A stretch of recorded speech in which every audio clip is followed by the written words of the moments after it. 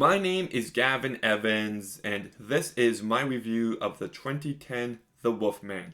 And this was actually one of the very first horror movies I ever watched, and I didn't like it at all. I thought it was very boring, but I just gave it another shot, and there's some stuff about this movie I love, and there's some stuff about this movie I hate. I'm very mixed on it.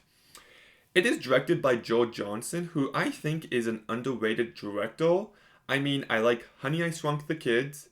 I love Jumanji. I like October Sky. I really like Captain America, The First Avenger. I even like the Nutcracker movie he made. I thought Keira Knightley's performance in that movie, it was just something else. So I do like him as a filmmaker, and I think he does a great job here. I really do. I love the look of this movie. It's very atmospheric, it's very gothic, and it's just beautiful. I thought the CGI was very impressive for the most part.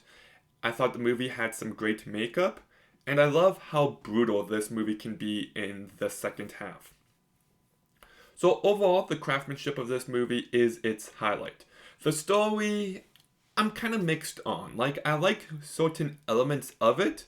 Like, this entire story between a father and son and their history is somewhat compelling, but at the same time, I felt like the execution of it was rather bland.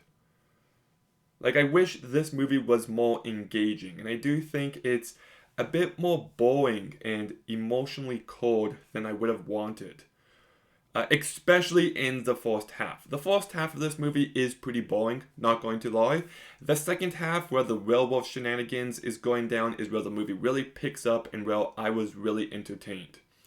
So, yeah, and then we get to the cast, and yeah, I thought this was some really bad performances. Benicio del Toro, I thought, was as bland as they come. He has no personality in this movie, and he was the wrong choice to carry it. Then you've got Emily Blunt. I guess the two stars of Sicario were forced in this movie together. But I love Emily Blunt as an actress. I thought she was magnificent as Mary Poppins. I love her in A Quiet Place. She's great in Oppenheimer. She's given plenty of impressive performances. This is not one of them. In fact, this might be the worst work I've seen from her. It's just lifeless, and she's given nothing to work with. And the main romance between the two leads, I thought, was as empty as they come. I like the note this movie ends on. I just wish I actually felt anything.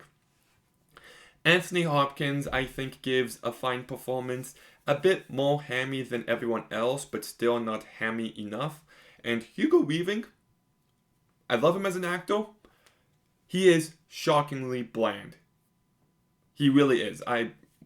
Not a good performance from him at all.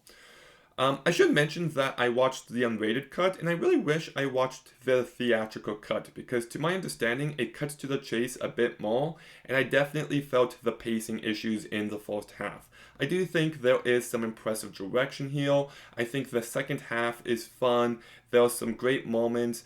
It's just not as good as it could have been. So I'll give the 2010 Wolfman a 5.5 out of 10. Okay, have you seen The Wolfman? What did you think? Let me know in the comments down below. Make sure you like, comment, subscribe. Stay tuned for more videos soon. And Gavin, out.